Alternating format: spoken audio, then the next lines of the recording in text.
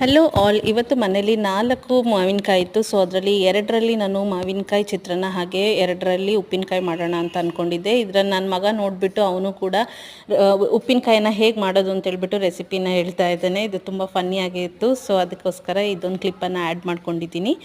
ನಂತರ ಮಧ್ಯಾಹ್ನ ಊಟಕ್ಕೆ ಇಲ್ಲಿ ಗಣಕೆ ಸೊಪ್ಪಿನ ಪಲ್ಯವನ್ನು ನಾವಿಲ್ಲಿ ಮಾಡ್ಕೊಂಡಿದ್ವಿ. ಊಟದ ಜೊತೆಗೆ ತುಂಬಾ ಚೆನ್ನಾಗಿರುತ್ತೆ. ಚರ್ಮದ ಸಂಬಂಧಪಟ್ಟಂಥ ಎಲ್ಲ ಸಮಸ್ಯೆಗಳಿಗೂ ಬೆಸ್ಟ್ ಅಂತಲೇ ಹೇಳ್ಬೋದು.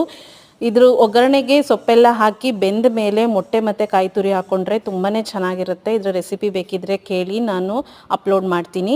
ಹಾಗೆ ನನ್ನ ಮಗ ಇವತ್ತು ಜಾಮೂನ್ ಬೇಕಮ್ಮ ಅಂತ ಕೇಳ್ದ. ಸೊ ನಾನು ಅವನಿಗೋಸ್ಕರ ಜಾಮೂನನ್ನು ಮಾಡ್ತಾಯಿದ್ದೀನಿ. ಮಕ್ಕಳಿಗೆ ಜಾಮೂನ್ ಅಂದರೆ ತುಂಬಾ ಇಷ್ಟ ಅಲ್ವಾ. ಅವನು ಕೂಡ ನನಗೆ ಹೆಲ್ಪ್ ಮಾಡ್ತಾ ಇದ್ದಾನೆ ಜಾಮೂನ್ ಮಾಡಲಿಕ್ಕೆ. ಅವನು ಪುಟ್ ಕೈಯಿಂದ ಜಾಮೂನನ್ನು ಮಾಡಿಕೊಡ್ತಾನೆ. ಅವ್ನು ಮಾಡಿರೋದನ್ನು ಅವನಿಗೆ ತಿನ್ನೋಕ್ಕೆ ಅಂದರೆ ತುಂಬಾ ಇಷ್ಟ. ನಾನು ಮಾಡಿರೋದಿದು ಅಂತ ಹೇಳ್ಕೊಂಡು ತಿಂತಾನೆ. ಸೊ ಅದು ತುಂಬಾ ಚೆನ್ನಾಗಿರುತ್ತೆ. ಈ ರೀತಿಯಾಗಿ ಇವತ್ತಿನ ದಿನ ನಂದು ಮುಗೀತು. Thank you.